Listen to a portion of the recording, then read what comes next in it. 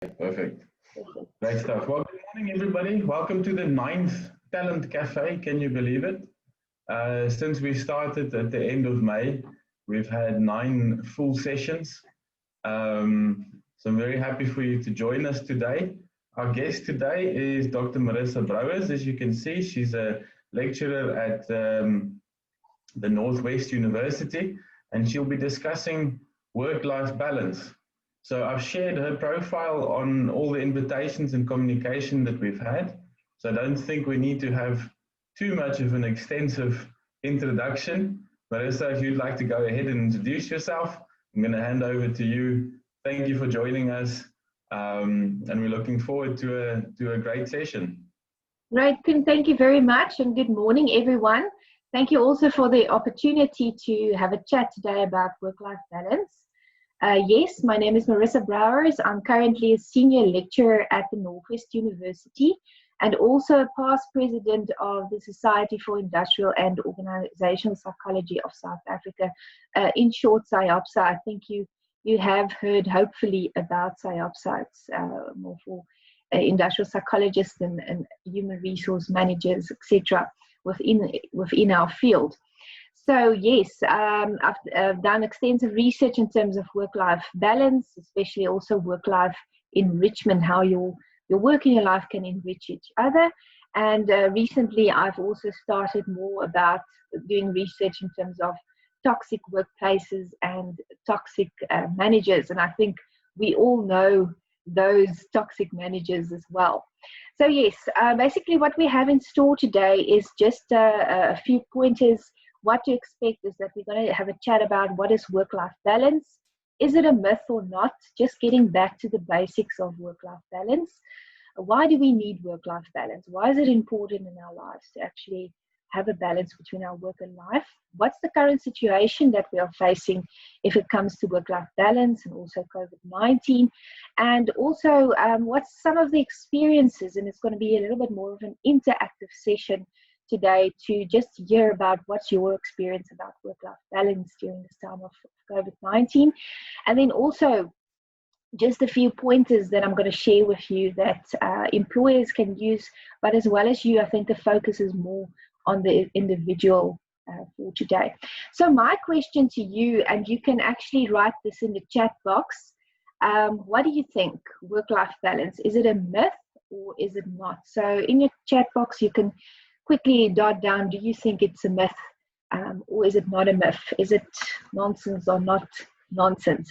So yes, so of course there's various definitions of work-life balance within literature, and basically it's about an individual's broad concept that includes your work and your life, and work includes the career and ambition, and life includes your health, your pleasure, your leisure, as well as your spiritual development. And you need to balance these two spheres with each other. And we are constantly torn between these two spheres, and we need to really juggle between your work and your life, because there's so much extra responsibilities and roles that you need to fulfill suddenly, and you need to attend to that. It doesn't necessarily mean that you need to be equal in both the spheres, but you need to decide which one of these roles I need to fulfill at a specific time for me to achieve a little bit of a balance, or at least a little bit of a control between work-life balance. So yes, is work-life balance a myth or not? And I've seen here in the chat, there's a lot of people saying it's not a myth, it's not a myth, it's definitely not a myth. It requires good balance, otherwise the balls falls easily. Yes, definitely. There's people also saying that they are not sure, and there's also people saying that Jack Welch said that work-life balance or work-life is a choice. So yes, in my sense, work-life balance is a relative, and achieving work-life balance is a myth. It's a relative in the sense that what one individual may believe to be a balance, another person may not believe to a balance. You cannot be 100% in each role and responsibility, there's always something else that lingers in the back of your mind, and therefore it's actually important to rather not have a balance, but rather integrate your work and life with each other. So the question is then, when do we have a balance? And that's when we integrate, and that's when we feel at ease or a calm sense of equilibrium between our work and our family life. And that's especially when we feel, okay, this is aspects in our lives that we feel comfortable with, we've achieved it, we've got a sense of satisfaction, our quality of life has enhanced, and therefore we feel, okay, I have juggled and I have completed these conflicting demands and roles. What would you say is work-life balance only, because there's always a question about work-life balance. Is it only for women, or is it for men as well? In the chat, what's your view? What would you say? Is it only for women? Because there seems to be a scenario in which people might find that work-life balance, because of women's roles, they do the work, they do at home, so it's only for women, they only need to balance. Yes, definitely for both. I agree with that. Thinking about our current roles and the way in which the nature of work has changed, we can definitely see that men and women equally find it important to have a balance. Yes, women might primarily talk in terms of balance and leading meaningful lives, but men can maybe, for example, talk about having time for their priorities and making an impact. And those words are the same in terms of work-life balance. So what are some of the reasons why we cannot achieve work-life balance? What is hindering us to actually achieve this work-life integration? And that, for example, is technological advancements that we are currently faced, and also globalization. Suddenly, like I said, the nature of work has changed. Suddenly we are faced with dual earner couples. Suddenly we are faced with both parents needing to work, or even single parents needing to work. And we are also faced with longer hours, as we're having international business hours, and we need to attend to those, and that can even be after hours. And therefore we quite work in terms of longer hours. We are currently also faced with a lot of distractions at work. Studies have found that, for example, we spend 21% of our time looking on our devices, and it's usually on distraction sites such as social media, Twitter, Instagram, Facebook, LinkedIn. We also find ourselves to have this communication overload. We've got this 24/7 hour always on culture that we're currently at. And research also shows that we have a tendency, and you can think for yourself, if it's you or not, that we tend to look at our emails every 6 minutes of the day to see if there's emails that came in or not. And that makes that we are not really truly focused on our work. So we're constantly multitasking, and research also shown that 30% of, or at least 30 minutes of our day is the only time that we really focus on a task. We don't really focus more than that in terms of a task. And there's plenty of people, and as research has shown by Small Biz and Trends, that 66% of individuals feel that they don't experience a balance between their work and their personal life. And also 83% of millennials and Gen Zs also feel that there is no work-life balance yet. They feel it's really important to actually have a work-life balance, and the value of that within a company for them is very important. Yet people still feel they don't experience work-life balance. A study done with Deloitte also found, for example, that only 23% of companies feel that they promote work-life balance. So for individuals, it's important to have a work-life balance and also having that value within the companies. Yet companies do not promote that to such an extent. And of course, it has a huge influence on a person. And why do we think it's important to actually really look at work-life balance or to have work-life balance? And of course, it has been said that companies that promote work-life balance recorded 2 times more productivity than those that didn't. And that's a study done by Deloitte. Also, companies reported that some of their baby boomers experience a lot of stress, 83%. And due to that stress, that leads to a lot of burnout. And companies spend over $190 billion per year to address the psychological and physical effects of burnout of individuals. So it's got a huge impact in terms of cost for companies as well. But like I mentioned before, especially millennials and Zentennials find it very important to work in a company that has flexi time and has work-life balance policies. And it's also for them important, and studies also shown that 38% said that if there's not a good work-life balance within companies, they will leave the company, even if it means that they have a reduced cost within their, or at least cut within their salary. So they'd rather go to a company that has work-life balance, for example. So some of the benefits, and as you can see it for organizations, is when you experience work-life balance and when there is work-life balance policies like flexi time, flexibility, work-life balance policies within your company, then organizations do have increase in productivity and customer satisfaction, teamwork and communication, improved morale. People feel that there's support within their companies. They can actually really feel that their managers and their supervisors support them if there's a crisis at home, and also feeling less negative stress, which ultimately will lead to less burnout and more engagement, and leading to employee satisfaction and well-being. And then also ultimately recruitment and retention rates are also more successful, and people tend to not be more absent at work, and the turnover rates are also less.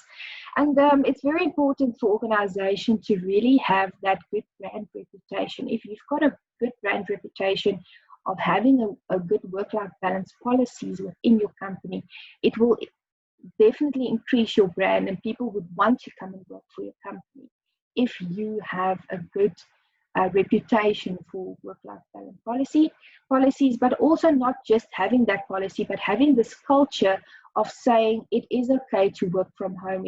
It is okay to have flexible work arrangements. I think there's still traditional views in which people find that if you are not at work, people have this perception that you are not working. And research has shown you work even more if you work from home, let's say in a normal circumstances without COVID-19. So, and that culture needs to be built within an organization to really not only have these work-life policies, but also living the work-life policies. And then the benefits of work-life balance, and you can think for yourself, if there's a balance and you can get to the things that you have to do within your family life, that will also give you a sense of satisfaction. It will also give you a sense of support from your organization, and that will also help you to really reduce your stress and also your burnout levels and increase your productivity. And if you are also well rested and looking at your physical health and your eating patterns, and you really rest your brain, that will definitely also increase your creativity and innovation. I think today's world of work, creativity and innovation and new ideas is very important to companies and to bring them to the next level. So maintaining your mental health will also help you to deal with negative emotions if you experience that, and that will ultimately also help you not to be in conflict too much with colleagues, and then definitely improve your relationships. And it will also help you to be a more rounded individual. I'm not talking about the lockdown roundedness at this stage. I'm talking about being rounded in the sense that you can now really invest in your family and your work and all the other spheres that you have in life, because you know what your different kind of roles within your company. So there's a lot of benefits that companies as well as individuals can have in terms of work-life balance. But of course, there's also a lot of negativity, or at least consequences that you can experience if you don't have a work-life balance. For example, like I said, burnout to such a big extreme. So I want you to please grab a pen and a paper and just ask yourself, just pause a little bit and take stock of your own work-life balance. So pause and take stock, and I want you to answer these questions for yourself. And the first one is, are you spending too much time at work after hours?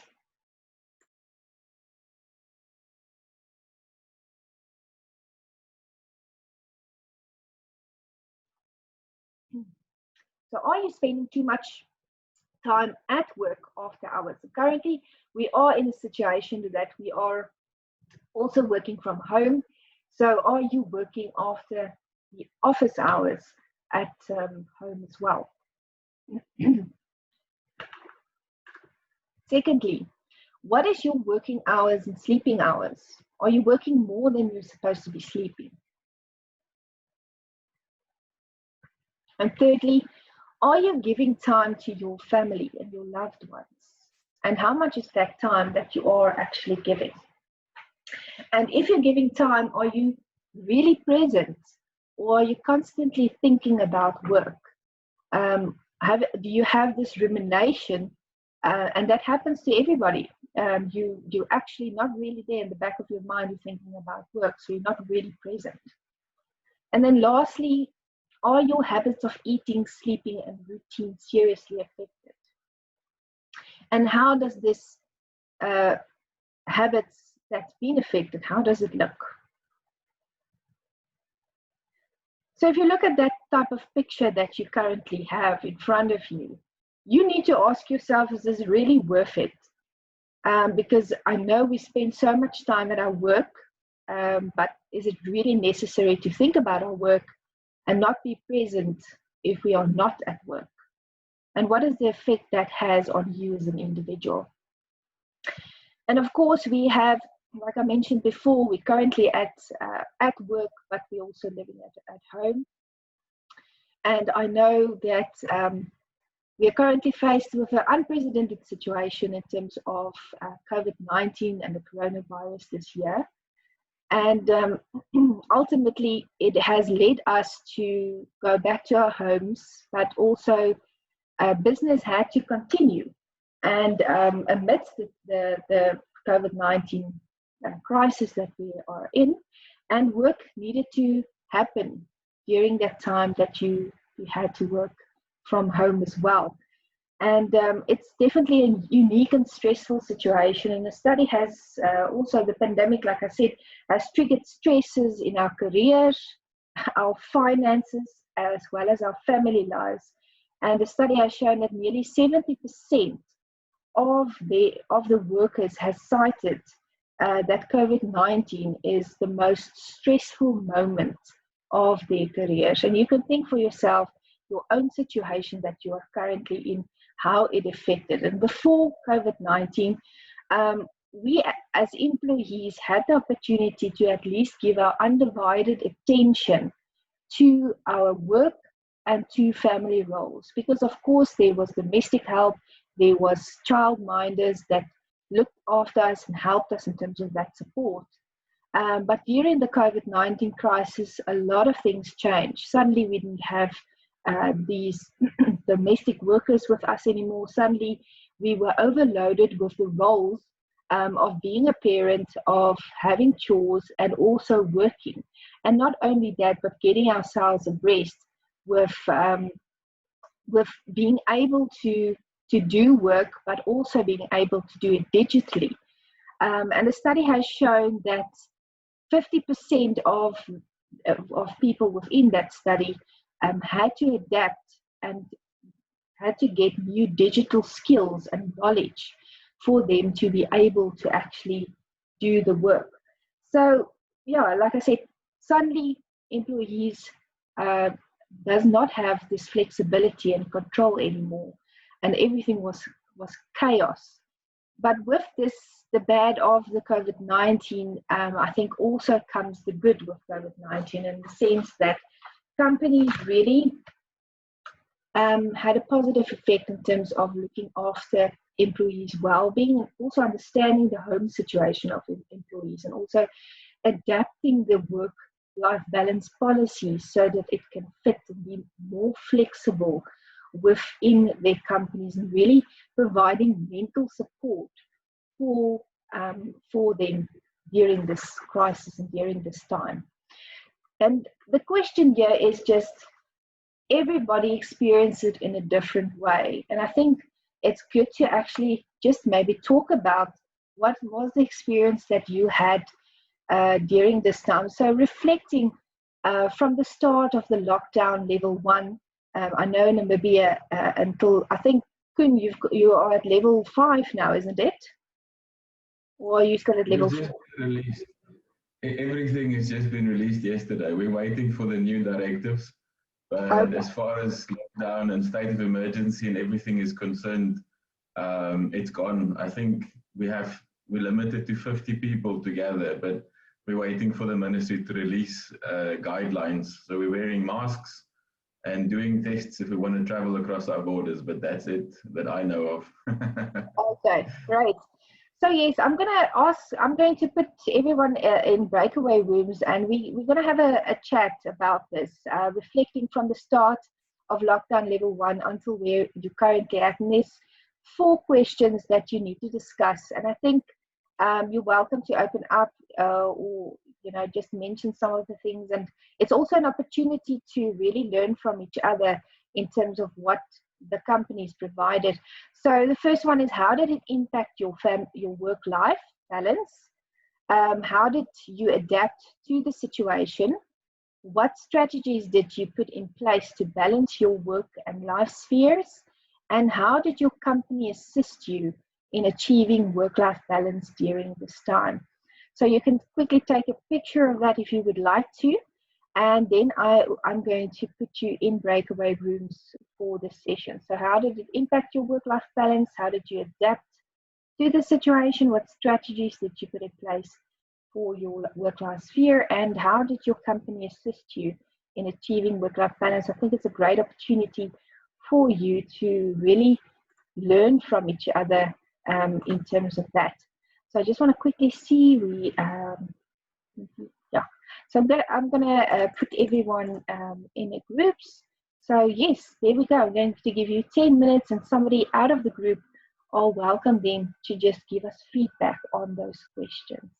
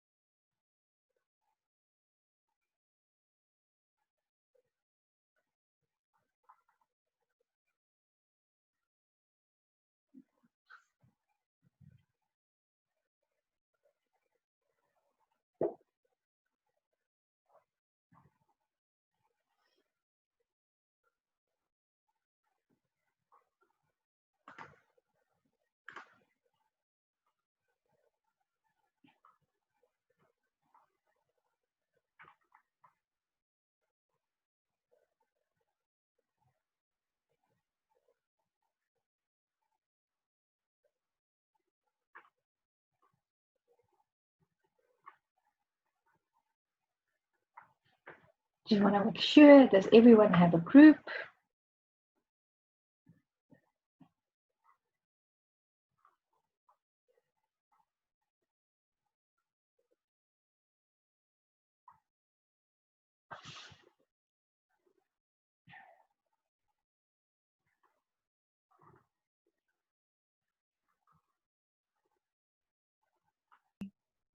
workstation, or let me say sitting chair, because home chairs are not exactly meant for sitting for long hours.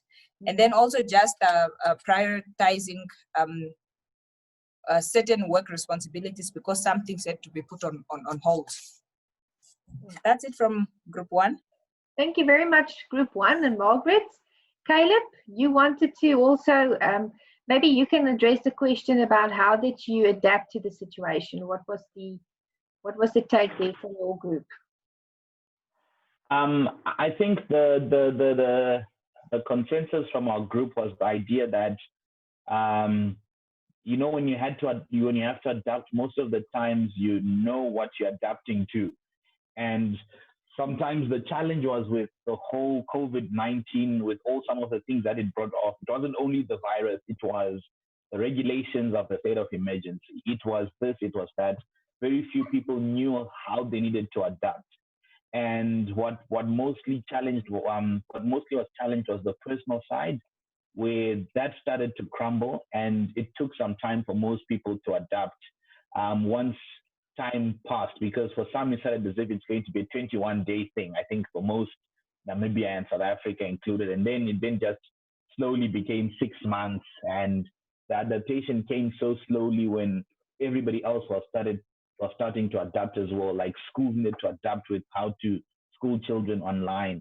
And I think that forced people to adapt and let go of some of their personal journeys, which I think impacted a lot of people's mental space, so to speak, where people couldn't exercise at a certain time because they had to help the kids log on to their classes. They couldn't do this at this particular time because in some cases shopping also became regulated, when you could go out to run, when you could go out to jog. And adapting, people never adapted, I think. They just kept on rolling with the punches. I specifically can attest to that. I was lying to say I adapted. I think I just rolled on with the punches and hoping that in some time the referee would blow the whistle to end this fight that has been kicking us left, right, and center. But I think the lessons that were learned were more important in hindsight than adapting itself. Mm-hmm. I definitely agree with you in terms of that. I think it's definitely a rolling phase that we were in, and we are still actually, can't say adapting, but we are still in the situation, just carrying on. Thank you so much for sharing group 2 and Caleb. Group 7, I think that was Koen's group. What was your take on strategies? What did you put in place to balance your work and life spheres? I think Arthur can give feedback for us. Are you still online?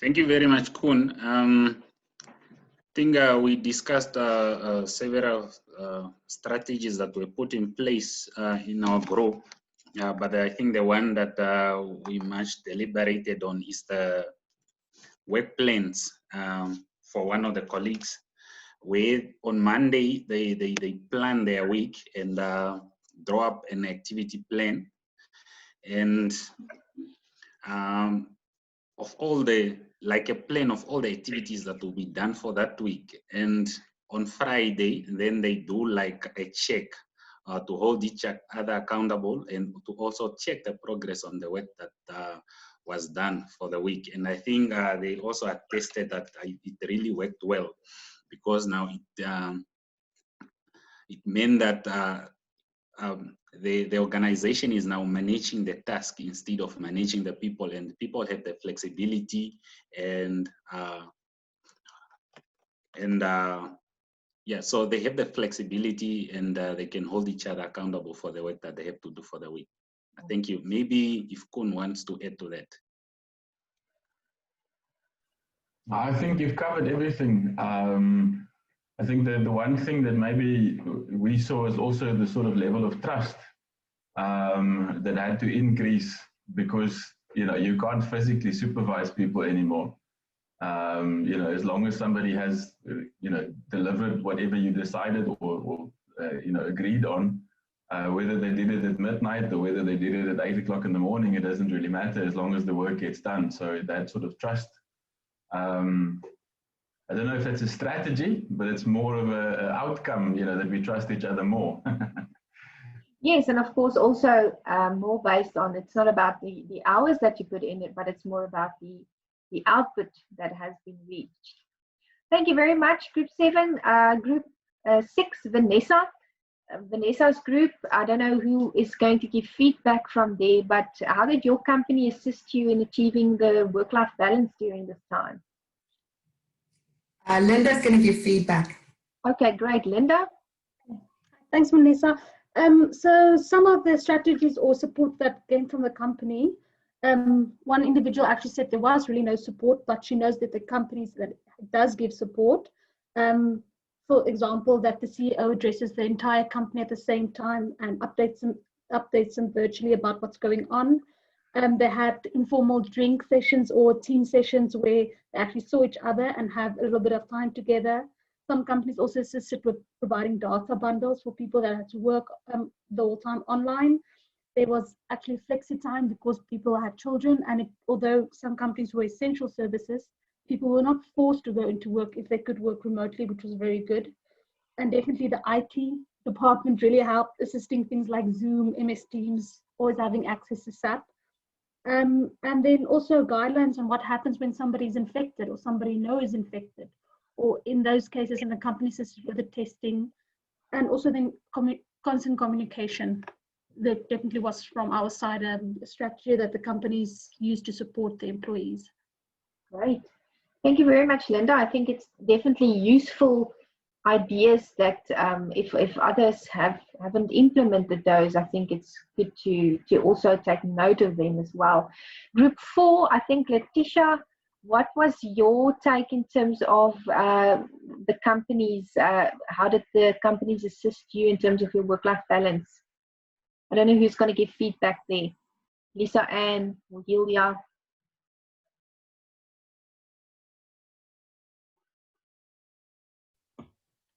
Hi, everybody. Can you hear me? Hello? Yes, you're welcome to give feedback. Letitia, you guys want to give feedback, or you want me to go ahead? Right, You can go ahead, Lisa. Okay, thanks, guys. Thanks for it was really great to go into the group. We can't clearly hear you. Can you hear me now? Yeah, you need to speak a little bit closer to the mic, Letitia. Sorry. Oh, my God. It's because I've got a dinosaur computer. Okay. That's better. Is that better? Okay, I'm literally got my nose stuck on the mics, but it's fine. Okay, so so everyone said they've got they had the resources. The company was really great in terms of tools and resources. We had two moms with the challenges with the children. Being the online learning, getting everything done in time, juggling all that as well. They had good flexibility. So their companies, in terms of when to come to work, when to stay at home, flexibility was really good in that. So, and I think that tells a company as well that how you're trusting your employees, that absolute trust in them, So they also assisted with, one company assisted with I think it was a webinar or something where they had access to a psychiatrist. What I think a lot of companies didn't realize in the beginning of this epidemic is that how to fix people, we've been looking at the suicides lately, how it really affects the depression and that. So it's really bad. So I think that was a great thing of the company to do that. Wellness, of course, companies had the crisis management and the disaster risk management in place. Never thought they'd use it, and I think this is a good thing for some companies to learn to actually get that into place as well. One lady said she became lonely because you're used to working with a greater team, and you just got this routine every day at work now, and all of a sudden there's nobody there, so you do everything via technology. Yes, and they said they just had the plans. The communication was good from companies in terms of anybody that was affected in the company. There was communication all around. So yes, and I think the big thing we learned here as well is that humans, we are resilient, and we do adapt. It takes some time, longer for some than others, but we adapt. So, but thanks for this opportunity. Great. Thank you very much for sharing, Letitia. And our last group, group 5, from your side, what did your company assist you with? Claudia's, Lisa's, Liesel's group, Lena, Russell, I don't know who's going to give feedback.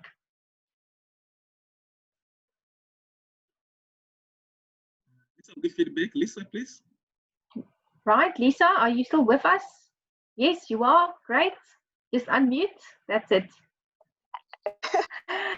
So everybody has actually shared what we discussed. So it was more about in terms of data bundles, being there, psychologists on call, just having that presence, talking out to people, reaching out, more not focus on productivity that much, but employee well-being in terms of how the experience is at home, just to have that interaction with the staff. So what I actually shared as well is that the leadership experience kind of made a difference, because when leadership is present, when leadership tells you that we are in this, we're also going through them sharing the challenges, makes you understand, you realize that if the leaders are actually more anxious or more worried, but they have that positive mindset in terms of we can emerge from this, then that really made a difference. But it also goes back to the policies. I actually asked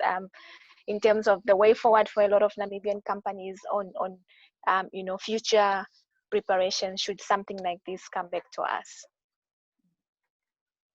Thank you. Great. Thank you very much, Lisa and the group, and everyone. Thank you so much for sharing. I think it's good to actually hear that we are all in the same boat. Although we experience it differently, our companies also assist us in various and different ways as well. And you've touched a lot of some of the pointers that you've mentioned, and I think Lisa specifically also mentioned about your leadership. If leadership also tells you what they experience and they, let's say, normalize it in a sense, there's also greater understanding and humanity in terms of really understanding the situations and what you're at. And I think for companies, it's very important to acknowledge the changes that happened and also have an individual approach in terms of the work home situation that each employee has, and be able to adapt the schedules on a more individualistic basis for your employees within the company, and also manage that expectations of you will not be able to assist in such a way that you've normally assisted before COVID-19 if it comes to task, but eventually it will get done. I think Koen and them also touched specifically in terms of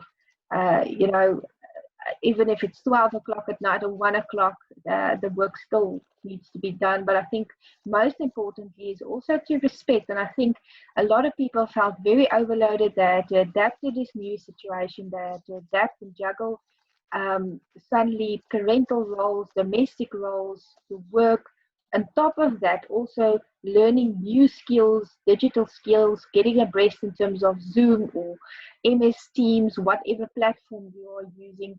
So respecting your employees' time to know that if we have a Zoom meeting, we have a meeting until 11 o'clock. There's also other obligations, for example, that people have and commitments. So not only because they are on here, we can just carry on, just respect them as well. But I think the main focus for you and as employees and as individuals, and there's some pointers as well, strategies that you can implement, is to, and I think you've already done that because you've mentioned it before, is to really optimize the time that you have at work, to really set aside time for the work tasks that you need to do without any distractions, and also don't postpone it, because if you postpone it, it becomes even more. And also, you've mentioned before a designated space at your home to have a home office. And yes, I think you've also touched on the ergonomics as well. So make it as comfortable as possible. And also, it will also create a type of boundary if you have a designated space at your home to really indicate that you are currently at the office as well. Manage your expectations. You are it's a situation in which we are currently at, and you need to readapt again. Suddenly we are you know, we are not in lockdown anymore, or in our case, we had level 1 lockdown from the 20th of September. So we need to adapt again to the situation and adapt our schedules again, and also our workspaces again. So manage your expectations in terms of knowing that the productivity that you had before and the outputs that you had before is not going to look the same. And acknowledge that, and acknowledge what you have been doing during this time, because if you don't do that, you might fall back into a depression of not being able to achieve or being able to be productive in your work. And I think companies need to also really understand that situations change, and you need to really also stay in touch and communicate with your company to say, listen, I'm not going to make this deadline. Can we please extend it to a certain time and then period as well. And also determine your priorities. The key is not to prioritize what's on your schedule, but to schedule your priorities. And what is it that's really needed? Ask yourself the question, what is it that I'm currently busy with? Is it really important? What can I do more, or what can I do less of? And some of the priorities that needs to be in your schedule is definitely your mental and your physical health, as well as your emotional health. That's a no-go, and that you should not have it in your priority list as well.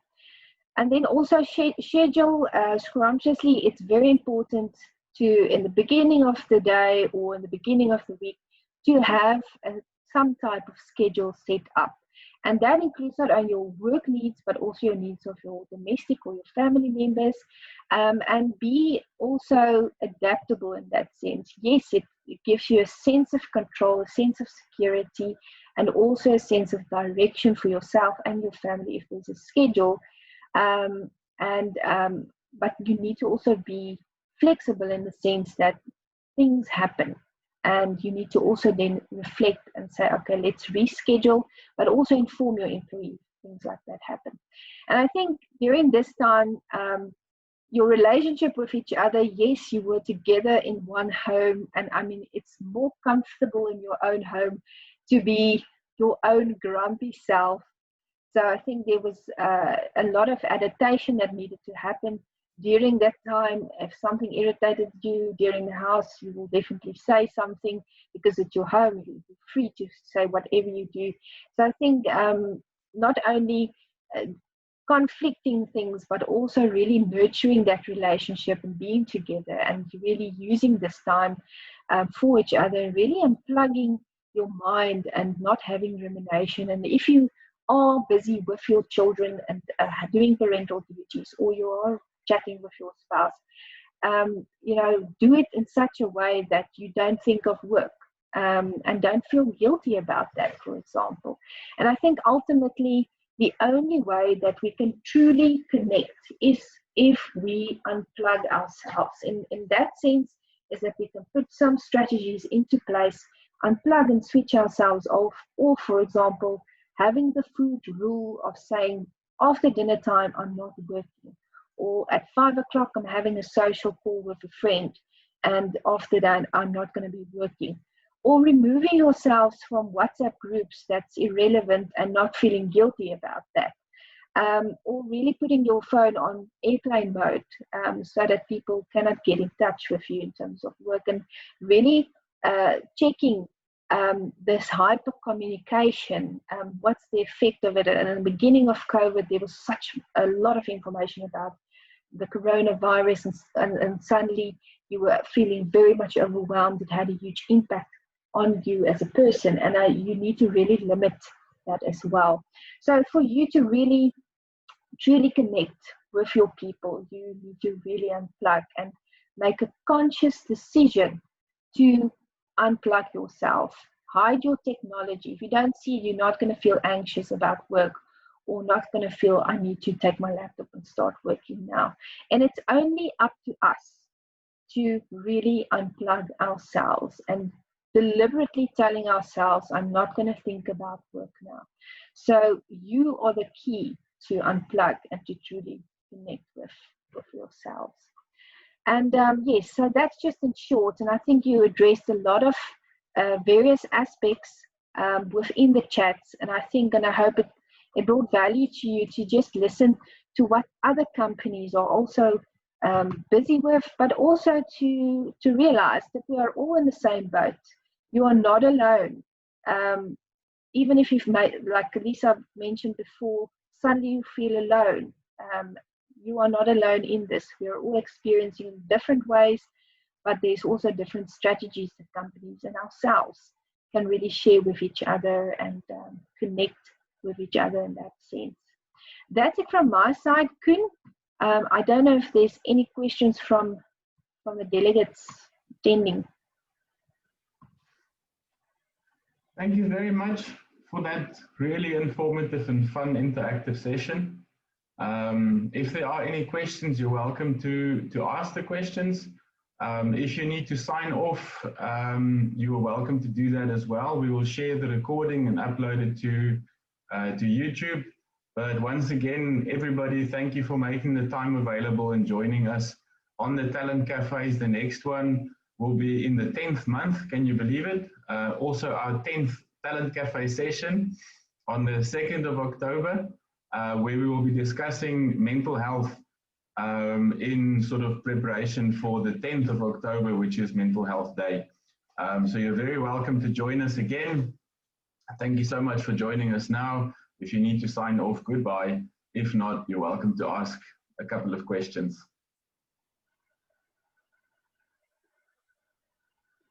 Thank you very much, Koen, for the opportunity. Yes, if there's questions, you are more than welcome to ask.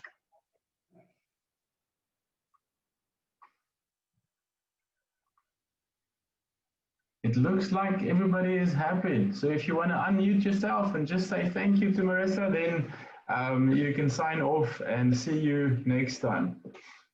Thank you, Marissa. Thank you so much, Marissa.